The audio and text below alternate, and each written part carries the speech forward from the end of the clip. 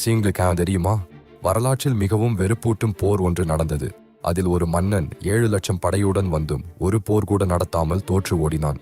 கியோமியூ 513இல் பெர்சிய மன்னன் டாரியஸ் ஸ்கிதியர்களை வெல்ல வந்தான். மற்ற நாடுகளைப் போல் எளிதாக வெல்லலாம் என்று நினைத்தான். ஆனால் ஸ்கிதியர்கள் வேறு விதமாக விளையாடினார்கள். அவர்கள் நேரடி போர் செய்யவில்லை. தங்கள் நிலத்தையே எரித்தார்கள். கிணறுகளில் விஷம் கலந்தார்கள். தொடர்ந்து பின்வாங்கினார்கள். மாத கணக்கில் டேரியஸ் வெறும் காலி முகாம்களையும் செத்த மாடுகளையும் மட்டுமே கண்டான். கோபம் பொங்கியது. ஒரு நாள் ஸ்கிதிய மன்னன் ஒரு பறவை, எலி, தவளை 5 அம்புகளை அனுப்பினான். அர்த்தம், பறந்து போ, இல்லையென்றால் சாவாய். இறுதியில் டாரியஸ் பட்டினியாலும் நோயாலும் பெரும்பாலான படையை இழந்து அவமானத்துடன் திரும்பினான்.